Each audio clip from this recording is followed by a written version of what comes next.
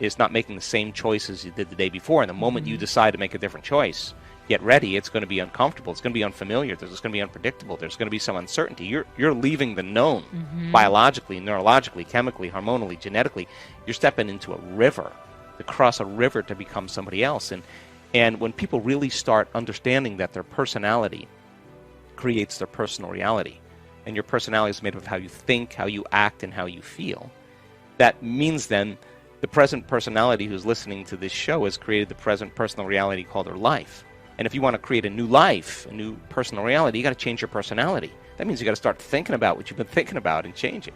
Become aware of your unconscious habits and behaviors and notice them and look at the emotions that you live by every single day that keep you connected to the past and decide, do these emotions belong in my future? And I think most people try to create a new personal reality as the same personality, and it doesn't work. But when people really begin to understand that they can rewire their brain, they can make new neurochemistry, they can make new hormones, they can signal new genes. I mean, it all of a sudden, when they start becoming a different person, then they don't have to visualize anything. They don't have to see the tumor shrinking. The disease existed in the old person. They're somebody else. And it does require unlearning. It does require breaking the habit of being yourself. Yeah. It does require a certain level of energy and awareness. It requires lighting a match in a dark place and sitting in that discomfort and not getting up and checking your cell phone or getting on the phone or watching TV or being distracted by in your computer. This is you got to be willing to know that you got to sit in that discomfort, because that's what people are running from all the time. So the person who's going to say, no, you know what, I'm really insecure, or I live in fear, or whoa, I feel really empty. Now, this is the moment. This is a defining moment for people, because now they're saying, okay, I got to believe that there's something else here. And I think when you believe in yourself, you believe in possibilities, and when you believe in possibilities, you believe in yourself. So people start taking their power back in a very unique way, and they go all in. They go all in, and they understand then. And I think science has become the contemporary language of mysticism. I think science is what demystifies the mystical, and so and this is a time in history where it's not enough to just know. It's a time in history to know how. Yes. And that's for me the most important thing. I love being with people that want to put it to the test. And when you do, I'm always astounded by how unlimited human beings are. And you can't tell me you're too old to do this. We have people in their 80s in our work that have brain scans that will blow your mind. You can't tell me you're too sick to do this. We have people that have been really sick that turn that thing around. You can't tell me you had a turbulent past. There are people that have had brutal pasts that are happy, healthy, well-adjusted people.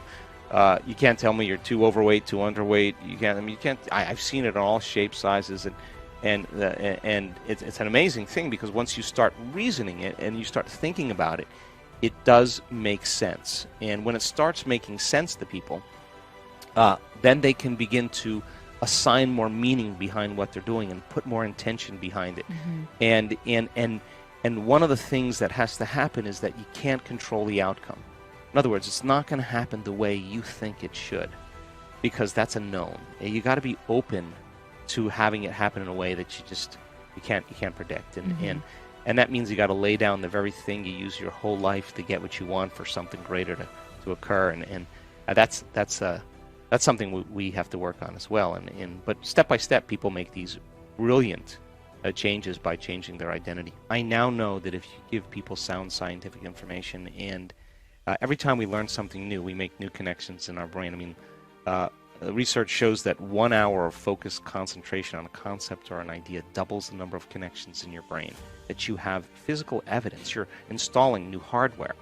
Now, I now know if you can build a model of understanding with people, and then the next step is to have them turn to the person next to them and explain it. If they can't explain it, then it's not wired in their brain, and they're going to doubt it's possible. Once they start developing this model, they're making their brain fire in new sequences, new patterns, and new combinations. And whenever you make your brain work differently, changing your mind, because mind is the brain in action. So then as they're able to build this model and repeat it, They're installing their neurological hardware in their brain in preparation for an experience. And the more you understand what you're doing and why, the how gets easier. So then, if you can set up the conditions in the environment and give people the proper instructions, and certain percentage of those people are going to get their behaviors to match their intentions. They're going to get their actions equal to their thoughts. They're going to get their mind and body working together. And when they do, they're going to have a profound experience. Now, experience further enriches the circuitry in your brain. That's what experience does. It enhances circuitry. And the end product of an experience is an emotion. Now, all of a sudden, you start to feel unlimited. You start to feel inspired. You start to feel abundant. You start to feel empowered, whatever the feeling is. Now you're teaching your body emotionally to understand what your mind is intellectually understood. So knowledge is for the mind and experiences for the body. And in that moment, you're beginning to embody the truth of that philosophy, that theory. And you're literally signaling new genes in new ways.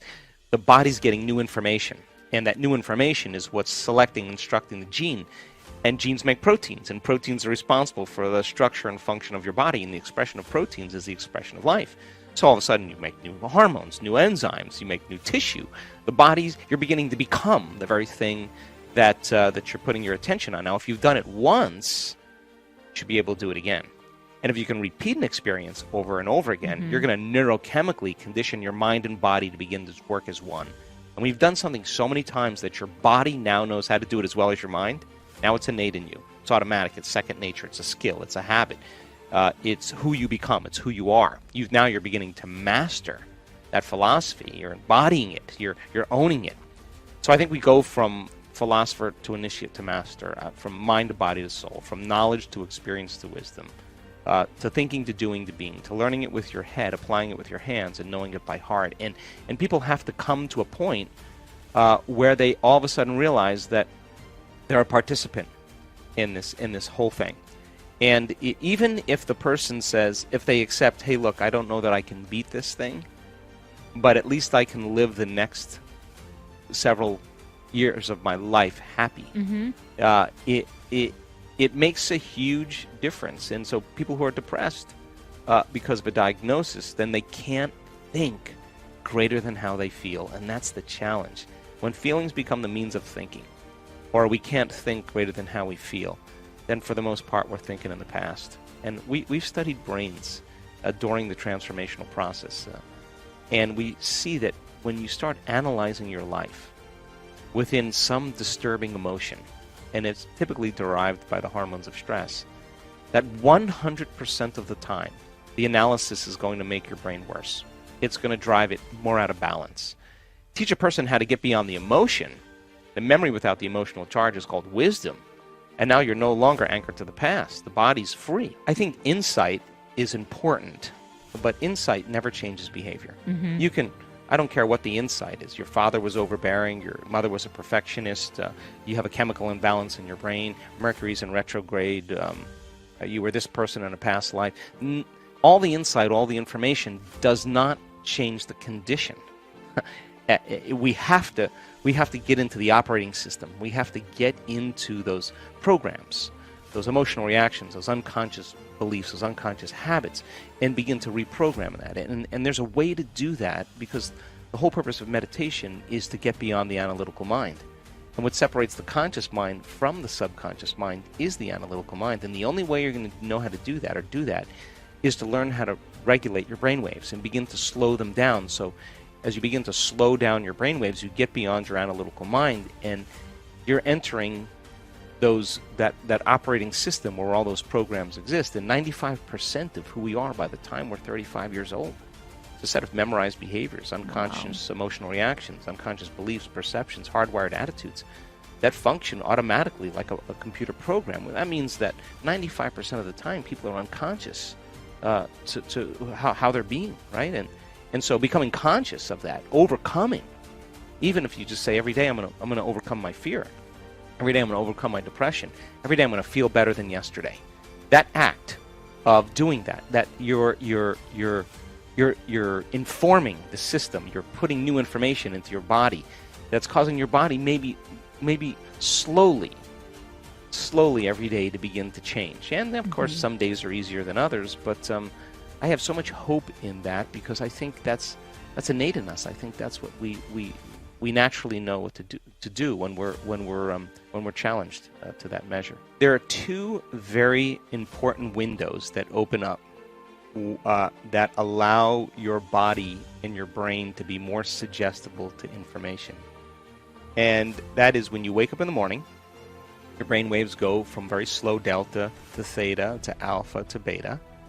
And when you go to bed at night, you go from beta to alpha to theta to delta. So you slide up the scale when you wake up, and you slide down the scale when you go to bed at night. And most people, when they go to bed at night, they just go from beta, boom, right down the delta. They fall very quickly. But you can teach people then how to just sit and slow everything down and begin to visualize, begin to affirm, begin to change their thoughts, to begin to work with their body. When they wake up in the morning, when they go to bed at night. And it seems, according to our research, that those changes can last for hours. The person feels better. They don't feel as stressed. They don't feel as imbalanced. They don't feel as incoherent. They're not worrying as much. They're not obsessing as much. They're not over-focused about something as much. Those are beautiful windows when we wake up in the morning and when we go to bed at night.